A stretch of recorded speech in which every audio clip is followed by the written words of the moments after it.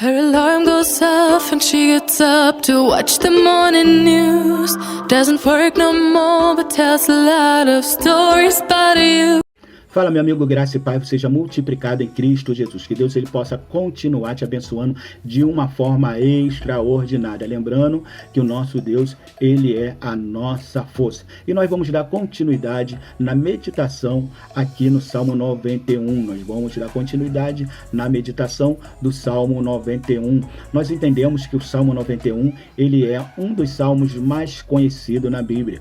Quando nós falamos do Salmo 91, nós vamos aprender que ele foi escrito por Moisés, quando acabara de construir o tabernáculo no deserto. Nós vamos ver que foi uma experiência do próprio Moisés, quando ele entra no tabernáculo e se sente envolvido pela nuvem divina que estava naquele lugar. Quando nós falamos do Salmo 91, nós vamos ver que o Salmo 91 ele fala de segurança e proteção. Nós vamos ver que ele aborda temas também que são temores para o homem, como mortandade, seta, escuridão e outros, como está no versículo 5 e 6. Esse é o Salmo 91. Nós vamos ler e nós vamos fazer um comentário. Quando nós chegamos aqui no verso 1, está escrito assim: aquele que habita no esconderijo do Altíssimo, a sombra do Onipotente descansará. Aquele que habita é aquele que mora, aquele que reside no esconderijo do Altíssimo, a sombra do Onipotente descansará. Tem que morar, tem que residir, tem que estar ali todo dia. Uma vez que você está ali todo dia, a sombra daquele que tudo pode sempre estará lá.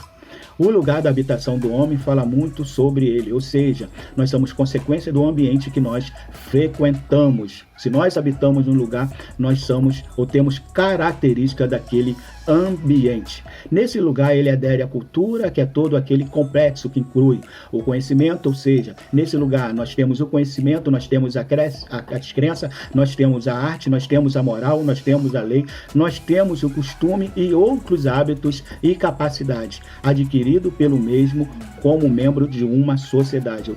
Dentro desse contexto todo, nós estamos ali. No entanto, habitar no esconderijo do Altíssimo, e habitar, residir, morar no esconderijo do Altíssimo é estar oculto diante das ameaças de corrupção do lugar. É estar escondido, estar protegido das ameaças desse ambiente. É ser perseverante, inflexível diante das vaidades e desejos do glamour. Ou seja, mesmo nesse lugar, os desejos vêm aflorar o nosso coração, mas nós temos que perseverar e nós não podemos ceder. Nós temos que ser inflexível diante das vaidades e desejos do glamour desse lugar. É ser protegido na torre forte dos princípios e doutrina que emanam de Deus e alimenta a alma e espírito. Ou seja, nós temos que estar alimentados diante dos princípios que saem de Deus, que fluem de Deus, e as doutrinas que emanam de Deus. Essas sim alimentam a nossa alma. É ter descanso, fruto da presença do Todo-Poderoso diuturnamente. Ou seja, quando nós estamos diante da presença de Deus, nós encontramos descanso para a nossa alma. O Salmo 33:14 diz assim: do lugar da sua habitação contempla todos os moradores da terra. Do lugar da sua habitação contempla todos os moradores da terra. O verso 2 diz assim: direi do Senhor, ele é meu Deus, o meu refúgio e a minha fortaleza, e nele confiarei. Direi do Senhor, ele é meu Deus, o meu refúgio, a minha fortaleza, e nele confiarei. Nós vamos ver que é uma declaração. As adversidades da vida revelam a fragilidade, ou seja, a adversidade que nós encontramos no nosso dia a dia revela nossas fragilidades.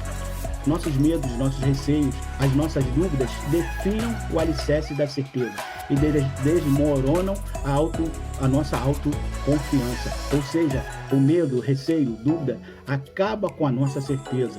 Elas desmoronam a nossa autoconfiança. Nós não temos autoconfiança para andar, para fazer, para realizar, para tomar decisões. O homem só recorrerá a Deus quando admitir a existência do perigo. Quando nós vemos ou quando nós estamos diante do perigo, nós recorremos a algo superior, a algo divino. Nós encontramos nos desafios da tribulação a existência de Deus. Só existirá um Deus quando houver a percepção de servo, ou seja, só encontraremos ou só faremos de Deus o nosso Deus quando nós nos colocarmos como servo. Enquanto nós nos acharmos senhores, nós não encontraremos o verdadeiro Deus. Só se procurará refúgio na perspicácia da tribulação. Nesses momentos sempre haverá necessidade de reação, ou seja, quando nós estamos diante da tribulação, há de ter uma reação. Nós teremos que ter uma reação. Diante da relação de confiança em Deus, obteremos força. Ou seja, a única coisa que traz força para que o homem venha lutar, para que o homem venha estar diante dessas adversidades e lutar, é uma relação contínua com Deus. Quando nós temos uma relação contínua com Deus, nós somos renovados para lutar e enfrentarmos os problemas que surgem no nosso dia a dia.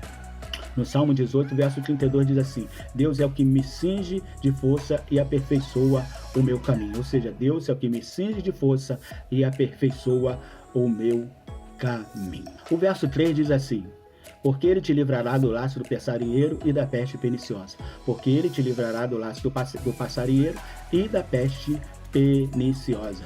A alma humana é levada por vezes a cair em armadilha do coração. A Bíblia diz que o coração do homem é enganoso. E nós entendemos que o coração é o centro de toda decisão. Seja ela intelectual ou moral, nós decidimos pelo coração. É por isso que o salmista falou: guardei a tua palavra no meu coração para eu não pecar, para eu não me decidir contra ti. São laços invisíveis e aparentemente sem nenhum perigo, ou seja, esses laços são invisíveis e não aparentam perigo, porque a Bíblia diz que o homem no pecado ele se encontra cego e ele não tem discernimento daquilo que realmente faz mal à sua alma. Assim, inocentemente é traído, escravizado e cessado o direito de liberdade. Ou seja, inocente porque ele se fecha para saber a verdade. Ele é traído, ele se torna um escravo e não tem mais liberdade. Existem várias pessoas que vivem presos no pecado, mas não conseguem perceber que é um escravo do pecado. Da mesma forma, a vulnerabilidade o deixa à mercê de epidemias e pragas nocivas à sua existência, trazendo dor e até a morte. Por ele ser vulnerável, ele se deixa à mercê de tantas coisas que trazem dor e acumulam ou se resumam em morte. No entanto, o socorro do Senhor se manifestará trazendo o renovo e o livramento ao que clamar. A Bíblia diz que todo aquele que clamar será salvo. Uma vez que o homem se veja, se situe, se encontre nessa situação e perceba que é necessário clamar a Deus, com certeza Deus virá ao seu retorno, ao seu socorro, e lhe dará o livramento necessário. Miserável homem que sou, quem me livrará do corpo dessa morte? Livro de Romanos, capítulo 7, 24. Miserável, nós somos todos miseráveis. Homem que sou, quem me livrará dessa morte? Quando nós aceitamos, quando nós reconhecemos a nossa limitação e pequenez, quando nós conseguimos enxergar nosso estado pecaminoso, o Senhor, Ele nos livra. Quando nós clamamos ao Senhor, Ele nos livra do corpo dessa morte. O verso 4 diz assim: Ele te cobrirá com as suas penas e debaixo das suas asas estarás seguro. Ele te cobrirá com as suas penas e debaixo das suas asas estarás seguro. A sua verdade é escudo e broquel. A sua verdade é escudo e broquel. Em todo mundo se ouve grito de socorro, ou seja, nós estamos vendo uma sociedade que clama por socorro. Multidões temem a dor da guerra, a angústia da peste, o mal do ódio e a degradação do eu. Nós estamos vendo e vivendo tempos difíceis. As notícias vêm como o vento e anunciam tragédia, pranto, dor e morte, coberto pela falsa religião e doutrinas pela fraude do oportunismo. Ou seja, a falsa religião que nós estamos vendo e falsos doutrinadores são aqueles que se aproveitam, são os oportunistas.